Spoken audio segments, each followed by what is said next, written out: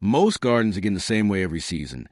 Clear the soil, plant new seeds, wait for growth, harvest what you can, and then start all over again. But some crops work differently. They settle into the soil, build strong roots, return year after year, and slowly become part of a more self-sustaining garden. In today's Smart Gardening episode, we're exploring 9 long-term crops you can plant once and keep harvesting for years with the right care. And each plant on this list is different.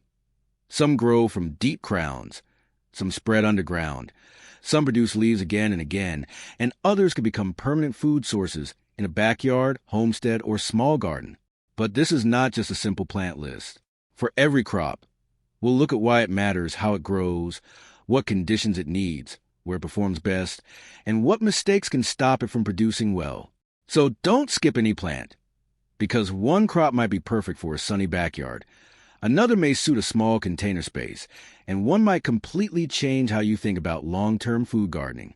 And if you enjoy practical, research-based gardening videos that help you grow smarter, healthier, and more productive plants, make sure to like this video and subscribe to Smart Gardening, because more useful gardening guides are coming next. Number 1 plant is asparagus. Asparagus is one of the rare vegetables that asks you to think like a patient gardener, not a seasonal planter.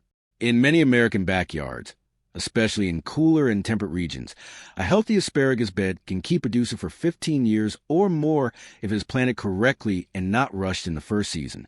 The part you harvest is a young spear, but the real engine is underground, a living crown that stores energy through its roots. That is why the biggest mistake beginners make is harvesting too early.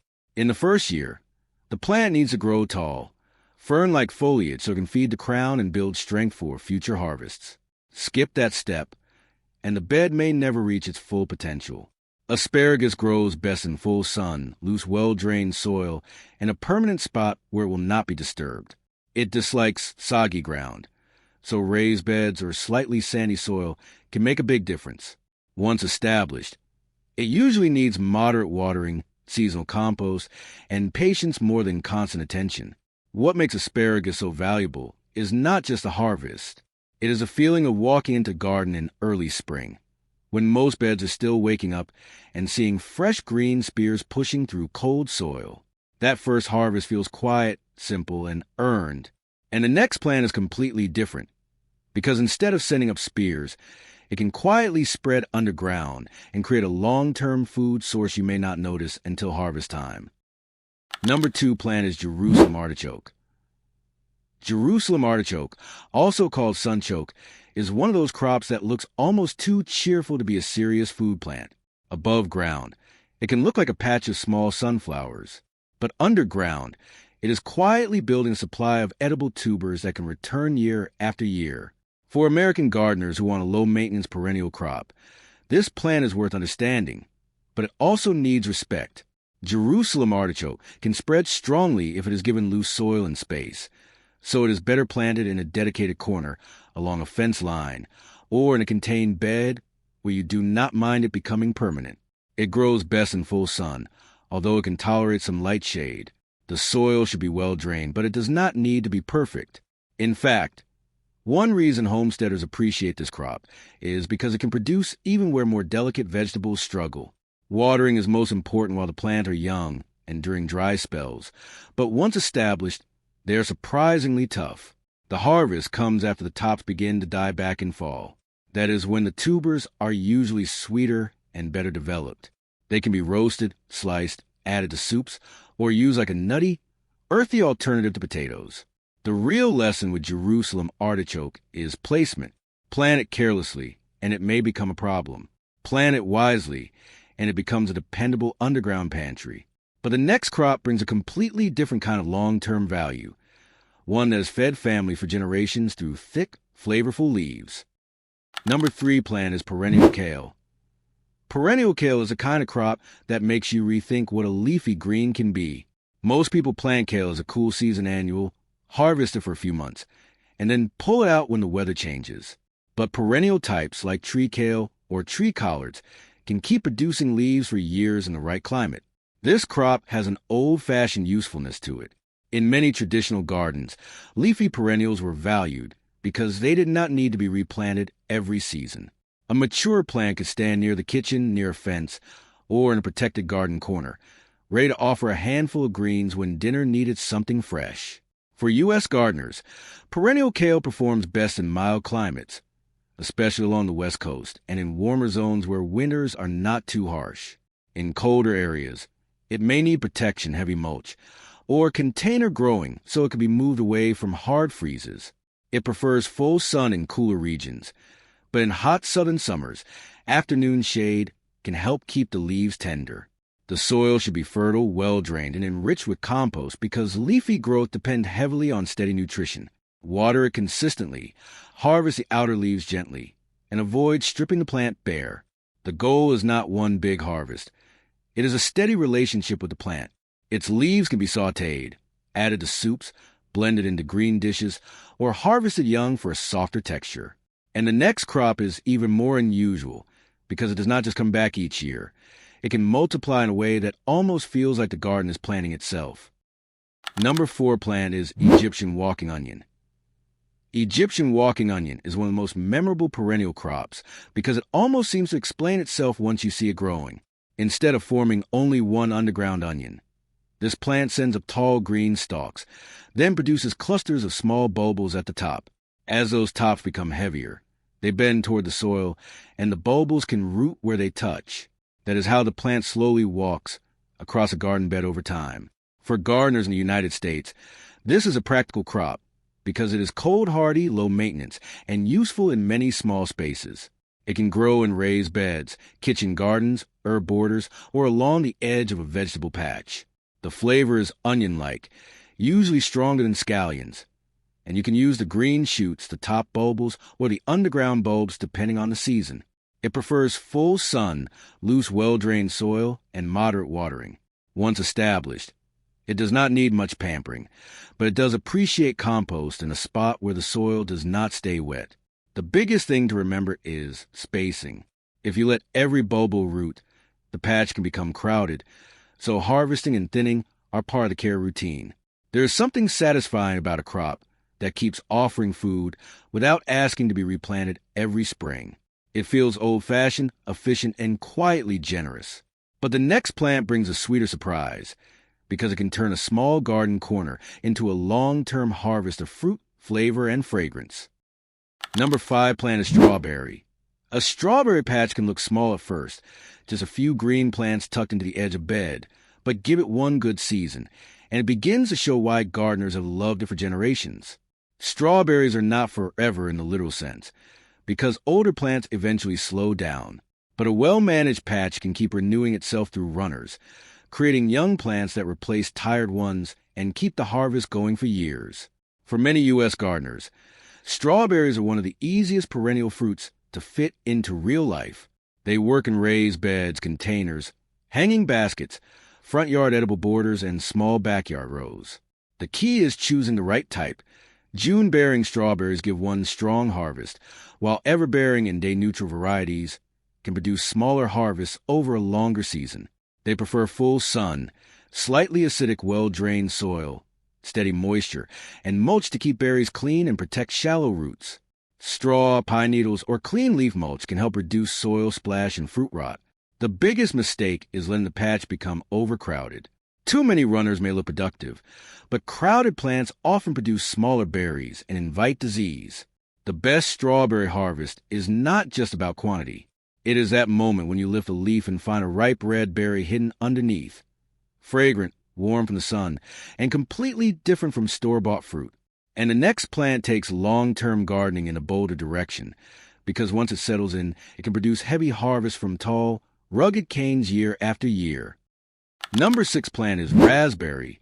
Raspberry is a kind of crop that can make a garden feel more established than it really is. One year, you plant a few bare root canes. A couple of seasons later, that same narrow strip along a fence or backyard edge can become a dependable fruiting patch if you manage it correctly. For U.S. gardeners, raspberries are especially valuable because they fit well into small homesteads, suburban yards, and edible landscapes. They do not need a full orchard. They need sun, airflow, support, and a gardener who understands their rhythm. Some varieties fruit on second-year canes, while ever-bearing types can produce on newer growth, so knowing your variety matters before pruning. This is where many beginners lose harvest.